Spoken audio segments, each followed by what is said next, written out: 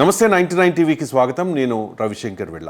ఆంధ్రప్రదేశ్లో గెలుపెవరిది, ఏ స్థానంలో ఎవరు గెలవబోతూ ఉన్నారు తెలుసుకోవాలంటే జూన్ 4 వరకు వెయిట్ చేయాల్సిందే. కానీ ఆత్మసాక్షి సంస్థ తన 7వ సర్వేలో ఆంధ్రప్రదేశ్లో ఎవరు అధికారంలో రాబోతూ ఉన్నారు, దాంతోపాటుగా ఏ స్థానంలో ఎవరు గెలవబోతూ ఉన్నారు అనే అంశం మీద క్లారిటీ ఇచ్చేసింది.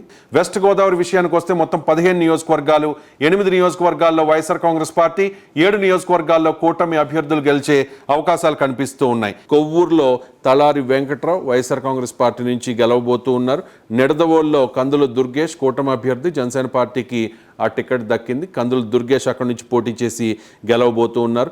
ఆచంటలో వైసీపీ గెలవబోతోంది. సిహెచ్ శ్రీ రంగనాథరాజు మరోసారి గెలవబోతూ ఉన్నారు.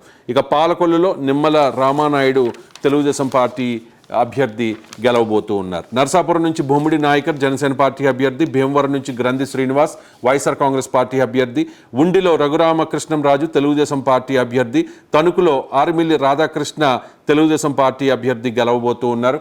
తాడేపల్లిగూడెంలో బొలిశెట్టి శ్రీనివాస్ జనసేన పార్టీ అభ్యర్థి గెలవబోతూ ఉన్నారు అని చెప్పి ఆత్మసాక్షి తన సర్వేలో తేల్చేసింది. ఇక ఉంగుటూరులో పచ్చమట్ల ధర్మరాజు జనసేన పార్టీ నుంచి పోటీ చేస్తూ ఉన్నారు. కానీ అక్కడ పుప్పాల వాసుబాబు అలియాస్ శ్రీనివాస్ ఆయన మరోసారి గెలవబోతూ ఉన్నారు అని చెప్పి ఈ సర్వే తేల్చేసింది. దెందులూరులో కొట్టారి అబ్బయ్య చౌదరి మరోసారి గెలవబోతూ ఉన్నారు. అక్కడ తెలుగుదేశం పార్టీ నుంచి ప్రత్యర్థి చింతమనేని ప్రభాకర్ ఓడిపోబోతూ ఉన్నారు. ఏలూరులో ఆళ్ల నాని మరోసారి గెలవబోతూ ఉన్నారు బడేటి రాధాకృష్ణ మీద.